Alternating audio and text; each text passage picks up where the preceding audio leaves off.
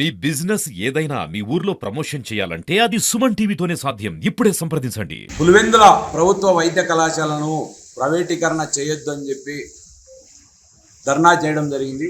దీని యొక్క ముఖ్య ఉద్దేశం పేద విద్యార్థులకు విద్యను దూరం చేయొద్దు, అదేవిధంగా పేద రోగులకు వైద్యం ఖర్చు ఎక్కువ అవుతుందని ఒక ముఖ్య ఉద్దేశంతో ఈ ప్రభుత్వం వైద్య కళాశాలను ప్రైవేటీకరణ చేయొద్దు అని చెప్పి ప్రభుత్వం వారే నడపాలని చెప్పి మేము ఇక్కడ అజిటేషన్ చేసి ఆర్డీఓ గారికి ఒక రిప్రజెంటేషన్ ఇవ్వడం జరిగింది.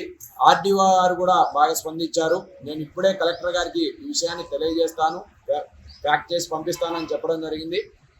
ఈ విధంగా ముందుకు పోతున్న తరుణంలో గత ప్రభుత్వం 50 ఎకరాల్లో 571 కోట్లతో దాన్ని వైద్య కళాశాలను రూపొందించినారు. 571 కోటికి గాను 371 కోట్లు ఆల్రెడీ గత గవర్నమెంట్లోనే విడుదల చేయడం జరిగింది. 2024-25 గాను ఎన్ఎంసీ వారు 50 సీట్లు మంజూరు చేసి ఇప్పుడున్న ప్రస్తుత గవర్నమెంట్ కూటమి గవర్నమెంట్ను మీరు మిగిలిన భాగాన్ని మీరు తయారు చేస్తే నెక్స్ట్ ఇయర్కు ఇంకా సీట్లు పెంచుతామని చెప్పడం జరిగింది.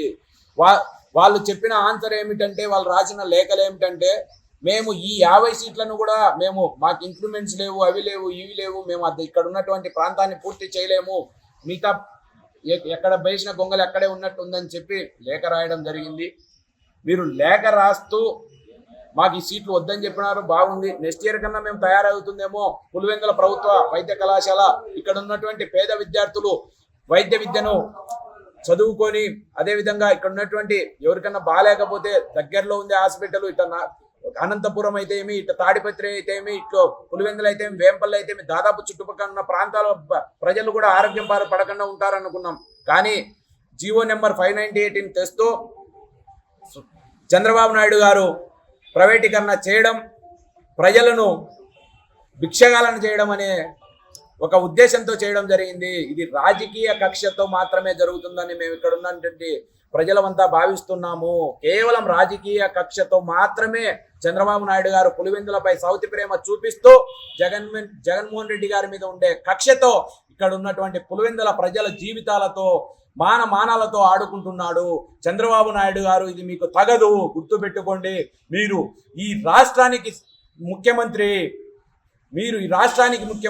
మీరు అందరూ పెద్ద తండ్రి లాంటి వారు. ఇక్కడ ఉన్నటువంటి ఏ విద్యార్థి చదువు ఉపేక్షించకపోయినా, ఏ రోగి అనారోగ్యం పాలై చనిపోయినా దానికి కారకులు మీరే అవుతారని మరొకసారి గుర్తు చేస్తున్నాను. దయచేసి మీరు ఈ ప్రైవేటీకరణను ఆపి ప్రభుత్వం వారే స్వీకరించి ప్రభుత్వం వారు ప్రభుత్వ వైద్య కళాశాలను నడపాలా. లేని పక్షంలో కాంగ్రెస్ పార్టీ అధినేత్రి షర్మిలారెడ్డి గారి దృష్టికి తీసుకువెళ్ళి ఇక్కడ ఈ రోజు ధర్నాతో అయిపోయేది కాదు, అవసరమైతే మేము ఆమరణ నిరాహార దీక్షను కూడా కూర్చునేదానికి సంసిద్ధంగా ఉన్నాము. పులివెందుల ప్రైవేటీకరణ ఆపకపోతే కాంగ్రెస్ పార్టీ ఆధ్వర్యంలో కాంగ్రెస్ నాయకులు ఆమరణ నిరాహార దీక్ష కూర్చుంటారని హెచ్చరిస్తున్నా. ఇక్కడ ఉన్నటువంటి ఎమ్మెల్యేకి స్థానిక బాధలు పట్టవు. ఏమన్నంటే కోటి సంతకాల సేకరణ అంట. కోటి సంతకాలలో నీ సంతకం ఎక్కడా? క్వశ్చన్ చేస్తున్నా. పులివెందులకు వచ్చి నువ్వు సంతకం చేశావా?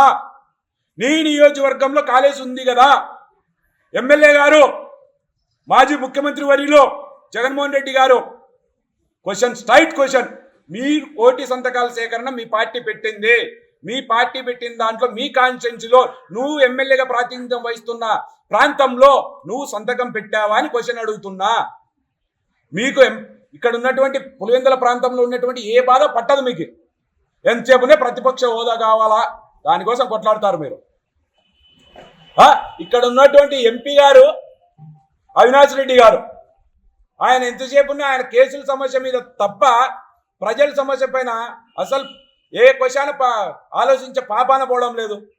ఇక్కడ ఉన్నటువంటి ఎమ్మెల్సీ గారు, కూటమి నాయకులు రామ్ గోపాల్ రెడ్డి గారు, ఆయన పోతాడు కాలేజ్ అంతా గోడలు లేపినట్టు చూపించి కాలేజ్ అంతా ఏం నిర్వీర్యంగా ఉందంటాడు. నిర్వీర్యంగా ఉన్నప్పుడు, తయారు కానప్పుడు ఎన్ఎంసీ వాళ్ళు ఎట్టిచ్చారా 50 సీట్లు? ఎన్ఎంసీ వాళ్ళు ఏ విధంగా ఇచ్చారు 50 సీట్లు? ఇక్కడ ఉన్నటువంటి ఇన్ఛార్జ్ గారు బీటెక్ రవి గారు, ఇప్పటికైనా బయటికి రండి అన్నా, మీరు ఇప్పటికైనా బయటికి వచ్చి పులివెందుల ప్రజల పక్షాన ఉన్నారా లేరా చెప్పండి. మీ ఆర్థిక లావాదేవీలు మనం చూసుకుందరు. పులివెందుల ప్రాంతంలో వచ్చేదే తక్కువ మనకు ఆ ప్రభుత్వ వైద్య కళాశాలల్లో మన ప్రభుత్వ వైద్య కళాశాలను మనం కాపాడుకుందాం, ప్రభుత్వం వరం చేసుకుందాం. ప్రైవేటీకరణ చేసుకొని కార్పొరేట్ చేతుల్లో పెడితే ఏం ముందుతుందన్నా మనకు చిప్ప నీరు తప్ప, చిప్ప బొచ్చు అంటారు, ఆ రెండు తప్ప ఏం మిగలవు మనకు చేతికి. కార్పొరేట్ వ్యవస్థలు లేకపోతే వైద్యం ఖర్చు అవుతుంది, విద్యార్థులు సీట్లు కొనుక్కొని మరి చేరాల్సి వస్తుంది. దీన్ని మేము ఖండిస్తున్నాం. ముమ్మాటికి కాంగ్రెస్ పార్టీ ప్రైవేటీకరణకు వ్యతిరేకం. ఆల్రెడీ మా అధినేత్రి చెప్పడం జరిగింది, మనం ప్రైవేటీకరణకు వ్యతిరేకమని. మేము అదే స్టాండ్తో ఉంటాం. కాంగ్రెస్ పార్టీ మాట ఇస్తే నిలబెట్టుకుంటుంది. పైన మా అధికారంలోకి వస్తే ఖచ్చితంగా ఈ ప్రభుత్వ కళాశాలలను మళ్ళా ప్రభుత్వం వారే నడిపే విధంగా మేము ఎటువంటి చర్యలు కావాలంటే అటువంటి చర్యలు తీసుకునేదానికి సంసిద్ధంగా ఉన్నామని తెలియజేస్తున్నాం.